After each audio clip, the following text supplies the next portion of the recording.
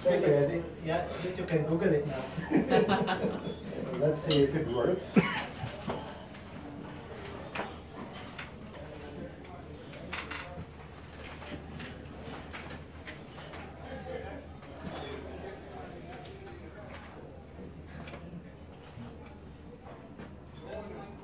So while it is coming up, I do have the handout for everyone.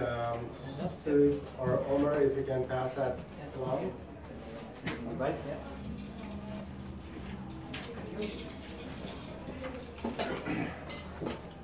Well, thank you very much for the opportunity to talk about what I do and how I basically help clients with their investments. But before I get, I'll be talking very much, some rules about the investing. Like most of the people, we think that why some people are very successful investing and some are not, is that because those people are lucky, they are so successful investing their money, or they do have some secret recipe of how to invest the money that we don't know. We don't think so. It is a very simple business. Anyone can do the investments provided we follow the rules and stay disciplined. Before I get on this rules of the road, I just explain a little bit about Edward Jones, where we come from. Edward Jones has been in business for about 130 years. We have about 35,000 people working, over 13,000 advisors across Canada and the United States. In Canada, our head office is in Mississauga.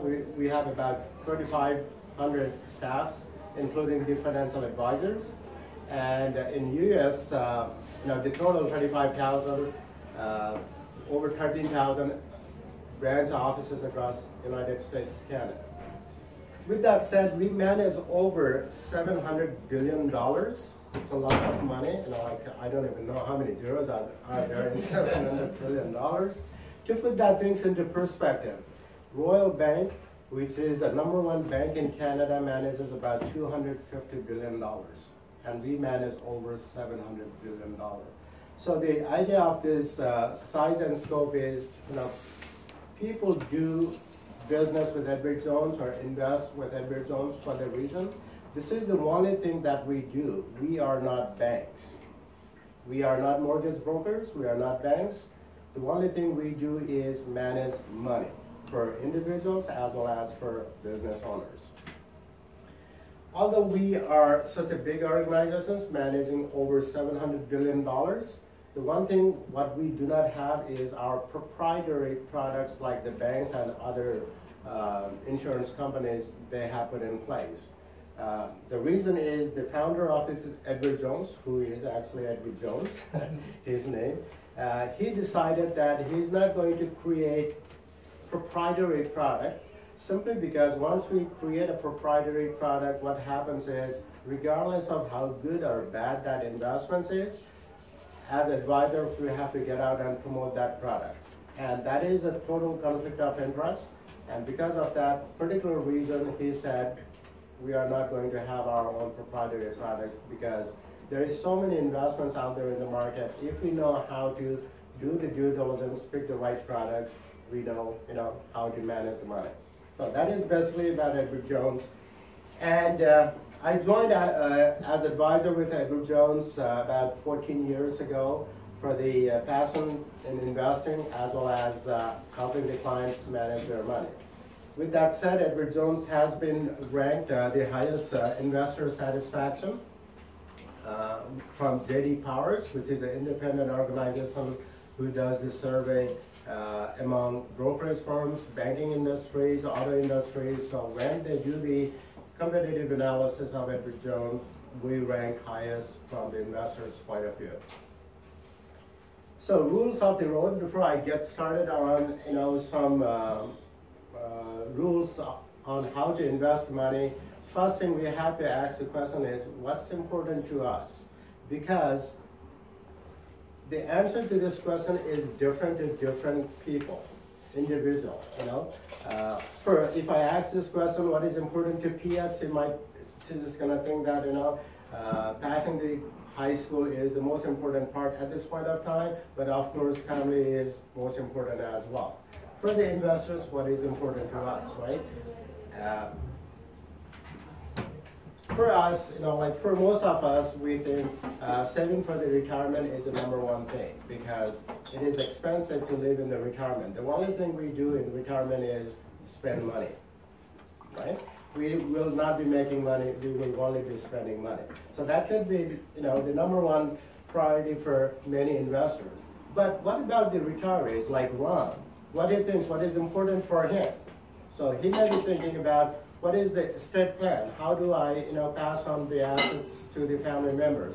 How I keep most of my money without paying too much in taxes, right? For younger families, the priority could be different, you know, saving for wedding, buying a first house. So the priorities, what is important to us could be different, and this is something we need to identify. So these are basically rules of the road or rules of investing, how we should be investing the money, managing the money. I'll go one at a time of these things, but basically these are the 10 rules I have learned, practiced, and used these rules to invest my clients' money. I have been, you know, helping my clients. I have watched the financial marketplace, and these rules allows you to achieve the financial goals and also help you avoid some of the common mistakes the investors usually make. And it is not a secret of investing, or it is not being lucky to make, you know, make your investments work. It is just following the recipe or following the rules that anyone can do. So before I embark on this first rule of the investing, road test, which is basically is when we go somewhere or we wanted to go on holidays, vacation, travel, we just don't lock the door in the house and embark on our travel. We first determine where we wanted to go, how long it's going to take, what are we going to do, how much time we want to spend out there, how much money do we want to, you know, spend in this travel. We plan before we get on the road. And this is what brings the first rule of investments: develop a strategy. Develop a strategy basically means, you know, establishing your objective. What is your goal? What we are trying to do at this point of time? Are we trying to save money for? Are we trying to save money for retirement? Are we trying to save money to buy a house? Are we for Pia? You know, like if she starts working, she may be thinking, I have to start saving some money for my university because university is expensive, right? So that is setting the goals. Now, setting the goals, what comes is now we have to have a game plan, how I'm going to tackle those,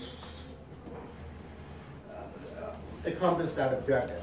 And at Edward Jones, we have refined to, you know, the various steps, and it's a very simple 5-step process anyone can use, whether someone who is in the beginning of the early stages of investing or high saving years, or someone who is in the retirement. These are the 5-step process we normally take and determine where we are. First thing is, we wanted to find out where am I today in terms of my goal. Where do I want to be? Can I get there? How I can get there? And to stay on the track, how can I stay on the track and achieve our goal? So basically, the strategy we develop around this 5-step process. Again, every individual investor is different.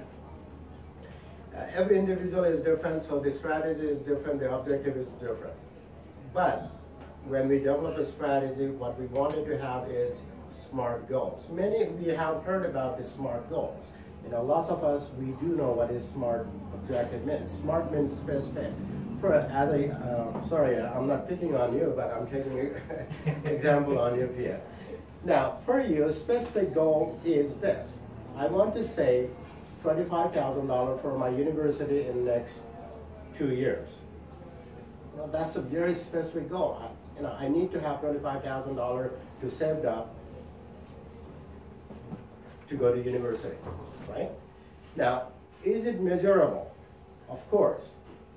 We do not want to have a surprise 2 years later whether Pia has $25,000 or not. She has to start working now, achieving that goal in 2 years' time. So it is measurable. She can look back and see, every month, figure out how far I am achieving that $25,000, right? She has, of course, to put the plan and work together to make that happen. But is it achievable? Yes. But if, on the other hand, Pia is going to say, at this point of time, I have to put $500,000 to buy that beautiful house I saw. That is a specific goal, but it may not be achievable and realistic goal. And that where it comes in a SMART goal. A stands for, is it achievable? Are we setting up the realistic goal here, right? And with that, it comes the next thing, the relevance. Is that relevant for Pia right now to buy that $500,000 house or save the money to go to university? And time bound is obviously, as I said, we set the time. Pia wants to save $25,000 to go to university in 2 years' time. So we want to make sure when we set the goals, it has to be realistic, it has to be achievable, it has to be specific, and we should be able to measure the success of our objective. And that brings to the second rule, the quality. If we invest money into quality companies, there is very sure thing that we're going to have the success and grow our assets. It is very simple thing to do, but most investors ignore this part as well. We hear the tips from the cousin. My cousin working in this oil companies and things are going off the roof, let's invest $10,000 into it. Without even thinking, because I have the inside information from this, dear friend of mine or the family members working in this company, they are doing so phenomenally well. What is the quality without knowing? We invest, the money, and these kind of ideas is very good until it becomes a bad idea. And that's why, it is so important to stick with the quality and the quality investments. Again, interrupt me if I'm throwing some of the acronyms here if you don't understand. The quality investments, when we invest into the market, you can invest into many different things like GICs, Guaranteed Investment Certificates. You can invest into bonds, you can invest into stocks, and you can invest into mutual funds. We have all these choices, and we determine based on what we are, again, trying to accomplish, what kind of risk we are trying to take, and how much return in our investments we are trying to make.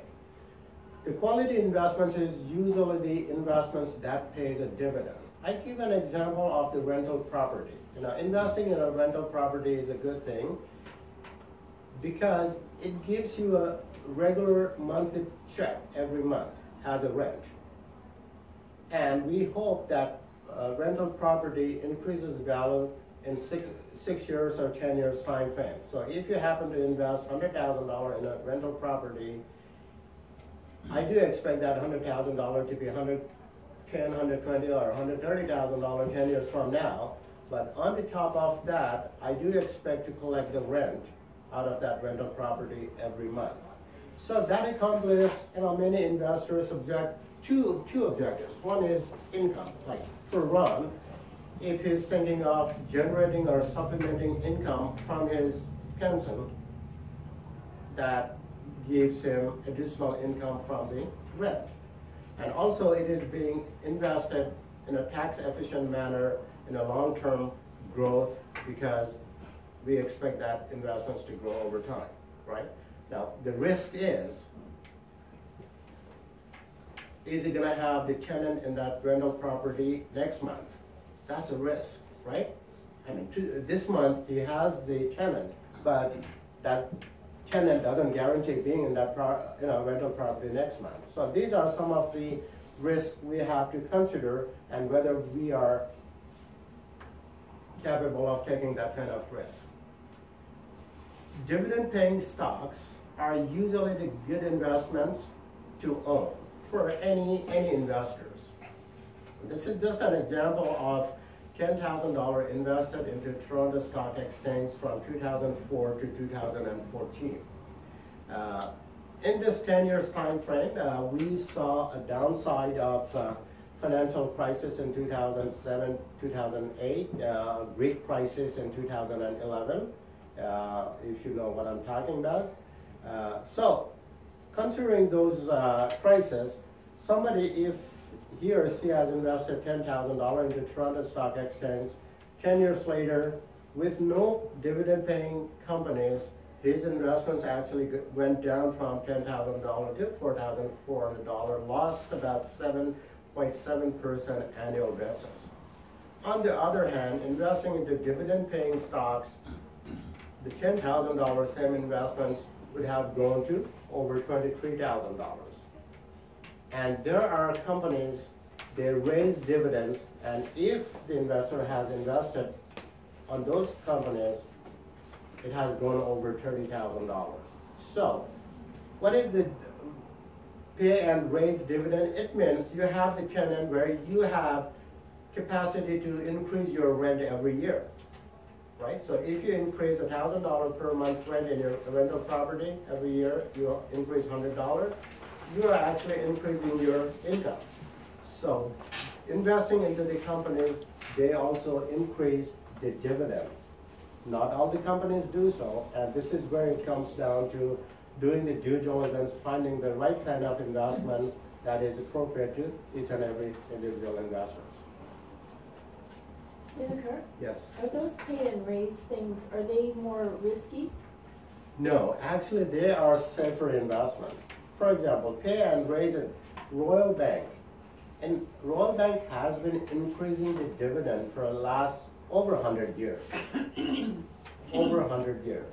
Now, on the other hand, the company, you can invest into Canadian Tire. But Canadian Tire is a Canadian icon, but they haven't paid dividend for the last 100 years. So that is, you know, the stock not paying the dividend, right? So these are different approach I take to help my clients to make sure their money is managed appropriately with risk as minimal possible. Now the other thing is diversifying the investments. As you can see, we come here and we like to have the different kinds of meal every Thursday night. You know, definitely we will not be, you know, hosting our meeting if we have the same meal day after day, week after week. That is what the diversification means. Let's take a look at the couple next pictures and see the difference. This is a hockey team with goalies only. And this is a hockey team with forward, defenders, and a goalie. So this is a hockey team with goalies only, and this is a hockey team with different skilled players. Again, this may not tell the whole story. The point we are trying to make out of this is, which hockey team do you think is going to win most games? Most likely this team is going to win more games than this team, because the only this team can do is defend the shots, but they don't have the skills to shoot and score, right? So investments is no different. We have to have various types of investments in our portfolio, not only to maximize our return in our investments, but also to minimize the risk that associated with each and every investment. Just because we are investing in Royal Bank doesn't mean that guarantees our money and growth, right? We have in 2007, 2008, in a financial crisis in the United States, over 500 banks went bankrupt. Over 500 banks went bankrupt. So we have to make sure. And it's not only the small banks. The Lehman Brothers, Merrill Lynch, they were the top of the banking industries. And not only they went bankrupt, they also took many investors' livelihood along with them. And it is so important to diversify, have our assets into various baskets. And this brings to this picture, what we call is the financial pyramid. This is basically the financial pyramid. It's the higher you go into this pyramid, the more risk you are going to take. Just think of climbing a tree. I mean, if you are on the ground holding the trunk, you're pretty much very safe not falling off the tree. But if you start climbing that tree to the top of, tip of that tree, when it starts, you get the wind blowing and storm coming, most likely you're gonna, come down crashing. So that is basically it. The higher you go into this pyramid, the more risk we are going to take. But there is a reward for it as well. The higher you go, the chances of having the return in your investments is higher as well. So one thing I do with my client to make sure is, what is the risk tolerance of the individual? One who has $1 million, he or she can afford to lose $100,000 because he or she still ends up with $900,000 very safe. But one who has only worked hard all through life, saved up $100,000, he or she cannot afford to lose $50,000, right? So we need to manage that risk as well. So this red dot, as you can see, it is a sliding bar. You can go up and down. Again, it is based on what kind of return you wanted to have and what is the degree of risk you wanted to take. I'm just going back to this slide. Again, financial pyramid. Here you can see at the bottom of this pyramid. Bottom of the pyramid is a cash person. What we call is the emergency fund. You wanted to have the emergency fund for anywhere from 3 months to 6 months. We don't know. The car may break down and you need a new car. We may, get laid off, have no job, and probably going to need some funds for the next 3 to 6 months' time to look for another job, right?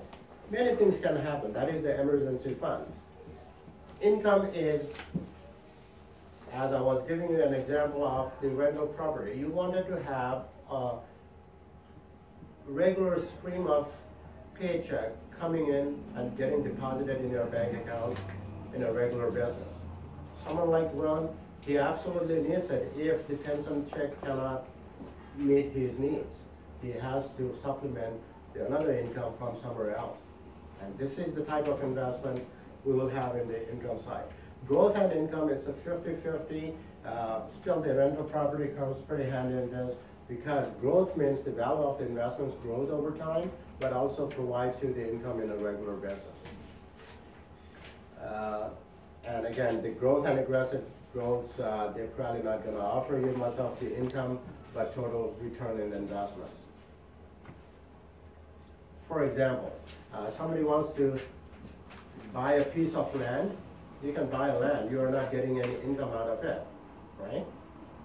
You can do the farming, but you have to put an effort and spend money as well. But otherwise, the farm is not going to give you an income. It is an investment property, but there is no income coming in.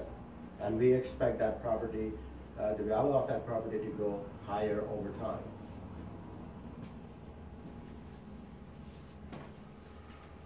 So what determines the diversifications of the investments? Why it is so important?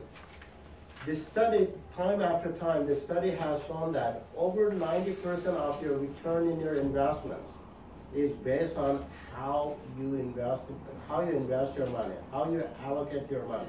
The asset allocations is very important, which means how much money do you want to invest into Royal Bank, how much money you want to invest into TD Bank, how much you want to put into rental properties, how much you want to put into farmland. So that comes into asset allocation. Some people, they try to invest, buy and sell quickly. We call it timing the market. The secret of the investing is not timing the market. Timing the market means, I believe, the Shopify, again, the Canadian Ottawa company, Shopify, is going to go up. I invest money today. If it doesn't go up tomorrow, I get out. So it is just basically timing it. It's not about timing the market. It is about time in the market. How long you're gonna stay in the investment. And I can give you an example of the, again, same rental property. You wanted to have return in the property. If you happen to buy today that property and sell tomorrow, most likely you are not gonna make money.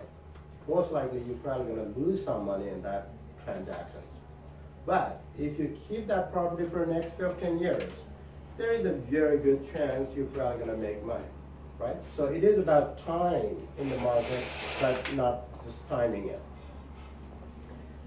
So as you can see, over 90% of the success of our investments comes from how we allocate the investment. And if somebody has $100,000, how do we want to invest that $100,000? Somebody has $500,000, how do we want to invest that $500,000? The other way of diversifying the investments is buying up bonds or investing into bonds. For some, if you don't know what is bond means I can lend $10,000 to my brother, and my brother is going to promise me to pay 5% every year. So that's a bond. Means we have a contractual bond, lender and receiver. It's a bond that I'm going to lend him $10,000 and he promises to pay me back 5% for lending him the money, and he also promised that he's going to return my $10,000 5 years later. So basically there is no growth. He will return my $10,000 5 years later. So my $10,000 hasn't changed nothing. 10,000 today, 10,000 5 years later. The only thing he's going to pay me is 5% interest every single year. So that's a bond, right? Now, I can trust my brother for $10,000, but I'm probably not going to trust my $500,000 of my retirement, right? Because, again, not that I can trust him, but that's my hard-earned money that I need for the retirement. If somehow he messes up with whatever the business things he's doing, not only he is underwater, but he's going to take me to underwater too. So I'm probably going to lend $50,000 to Sheila, $50,000 to Mo. I'm going to diversify it. And Sheila's going to say, I'll pay you 10 years later because I have this restaurant business going, and from the restaurant business, I'll pay you 5%. I need guarantee for the next 10 years because that's when I start paying you back. Mo's going to say, I have a real estate business, credible business, and he has been in the business for 25 years, and he's trying to start his own realtor, and he needs money, so that's a contract. I have the choice to give money to Sheila, give money to my brother, Mo, or I have a choice to give money to Royal Bank, right? Now I'm assessing the risk.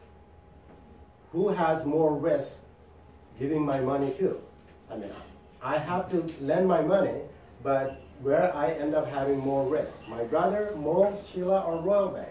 Clearly, I have less risk exposure in Royal Bank because they have been in business for many years, they have piles of money, and more likely they're going to pay my money back compared to if my brother, fails in his business venture. And because of that reason, it is so important to diversify the money invested into bonds or how I lend the money. And that also can be done in a short term, medium term, and long term. How long do I want to give this money to? For 5 years, for 15 years, for 25 years? It determines, again, the risk. But the benefit is also, if I give this money for 10 years, it is kind of assuring that I'm getting that 5% for the next 10 years, without least volatility, right? I'm kind of assured that I'm getting 5%. And that helps me to work out with my budget, expenses, or whatever, with my investments or lifestyle. I know there is an income coming in. And when you ladder, this is called laddering the investments, or just like GICs, 1 year GIC, 2 year GIC, 5 year GIC. when you have the money returned next year, you'll have an opportunity to buy the new bond or new GICs, potentially for the better interest rate. If the interest rate is better, we don't know. And also, it allows you to minimize the risk of fluctuating. Brother can say, well, I don't have the money 5 years later, how about I pay you a month later? Things can happen. And it is so important to manage that risk. Other way of investing the money, we are from Ottawa and we haven't forgotten about the Nortel. And back in 2000, when we invested the money, lots of people invested the money into Nortel, and they invested the money into Cisco, they invested money into 10 different technology companies. That's really not the diversification. It is the same thing. It is the same sector, right? When the technology sector collapsed in 2000, so all the companies. Investing into different, we have to, and this is what the asset allocation means in the technology sector, in the healthcare industry, in the financial. This is how we minimize the risk. This is how we diversify the investment. And again, each and every individual investor has a different objective. And when I develop a strategy, I look at individual case and make the recommendations on how much should be investing into different companies. Just like investing into financial companies. Now, all I have is $10,000 to invest in financial companies. But there is 10 different banks. World Bank, TD Bank, Bank of Nova Scotia, National Bank, Laurentian Bank, Manulife, Sun Life. Where do I put my $10,000? Right. And the know-how is very important. Now, I'm talking only about the domestic banks. Let's go to international bank. We have also the choice to invest into US, choice to invest into Europe, and globally. So with that, when we are investing global markets, we have to also understand the currency risk and various other types of risks. But it is still important to diversify our investments into global markets. As much as we love the Canada and we like to keep our money into Canada, but when we look at it into global perspective, Canada is just about 3% the size of the global economy. 3%. The 97% opportunity is outside Canada. And we want to make sure we have the piece of those opportunities in our investments portfolio. And this is another way of investing into mutual funds. The mutual funds is basically, Sue just ordered her turkey soup, right? Was that a turkey soup? It was. So she just ordered the turkey soup. She didn't have to worry about how much turkey to go into that soup, how much veggies to go into that soup, what ingredients to put it. When she bought a bowl of soup, it came just fine, perfect. She got everything that she needed. And it is professionally made in the Christie's kitchen, right? And she's happy about it. Mutual funds are no different.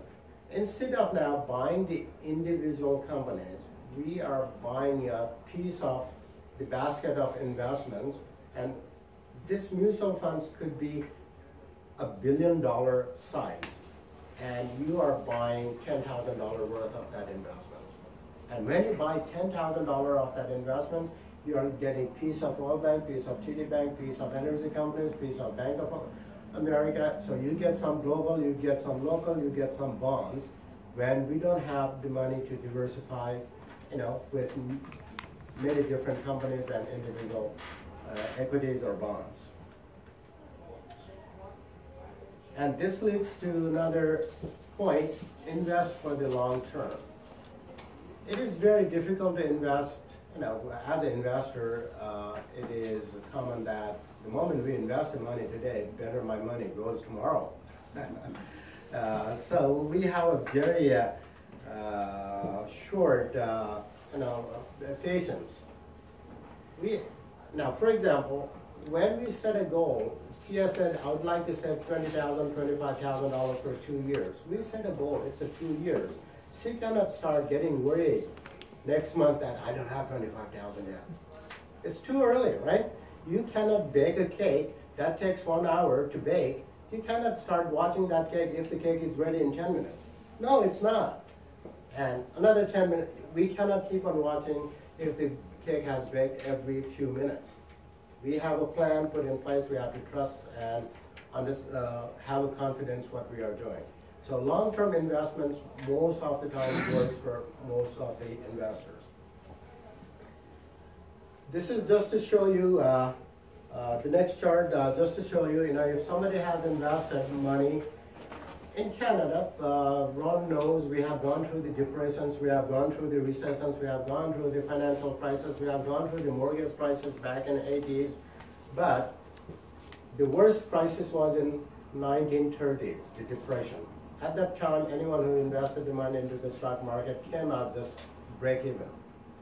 And over 90% of the time, investing into the market benefits more than investing into GICs. So long-term investments, again, we cannot panic just because crisis happens. We have to stay the course, because just because PA is out of job for a month, she cannot panic and get out from what she planned to do, saving $25,000. She has 2 years to do it. And she comes out $20,000 2 years later, that's pretty good. We came very close to the goal we wanted to have. But if she came out with $30,000, that's really good because she exceeded her expectation. And for that matter, she is required to save money in a consistent basis every month. But she cannot say, oh, I could not save this month because I had to go somewhere or went to watch a movie with the friends, could not put that $25 in the kitty, right? But systematic investments. The power of investments is this. If somebody has invested $10,000 in 1976 until 2014 in Toronto Stock Exchange, if somebody has invested $10,000 in 1976 until 2014, which is 38 years, his or her money has grown to $144,000. He did not touch at all, he invested all the time.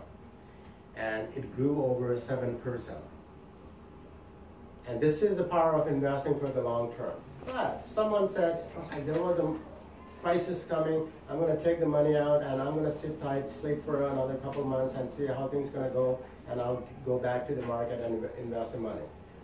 If he or she has missed 10 best days of the market out of that 38 years, 10 best days of the market out of that 38 years, the money drops from $144,000 to $74,000. And if the investor missed 20 days, see how the opportunity is missed by the investor. So staying long-term, staying the course, it pays. This is dollar cost averaging, means you are investing pretty much all the time. So regardless of how the market is reacting, what is happening in the world, you are systematically investing every month. And this is something what we call also pay yourself first. Every month we get a paycheck. The first thing we do is pay someone else's bill. Like we pay the hydro, we pay tax, we pay the entertainment, cell phones, and so on and so forth. But we never pay ourselves for our retirement. And by the time to put the money towards the retirement, we don't have the money. There's no money left. And actually, that's a very bad strategy. We have to have a habit of paying ourselves first. I work 9 to 5. I work whole month. Why can't I put a few $100 out of my income for myself when I get old? Is that too much to ask? Not really, right? Then after I'll work around how to pay the other bills. So it is very important to do the investments in a systematic basis, and that also averages the cost down. In the investments, when you're investing for the long time, the mistakes are bound to happen. The market's gonna, catch up, but it is important to correct those mistakes, as soon as possible. Am I taking too long? Okay, I'm just halfway through though. So I'll quickly go through 5 minutes, see how far I can go. So mistakes, our objectives change, the fundamentals change, the market changes. It is important that we need rebalancing our portfolio. We also need to understand the risk associated with it. All along the way, if we can address the risk, we can minimize the risk and we can increase our outcome. We have to control. We cannot worry about what we cannot control. We have to control what we can. For example, we cannot control the inflations, we cannot control the interest rate, we cannot control economy. But what we can control is where I'm going to give that $10,000 to my brother, to Sheila, to World Bank. That I can control. I can control the quality of investments, and I can control monitoring my investments, assessing the risk I can control. It is just not what you make, but what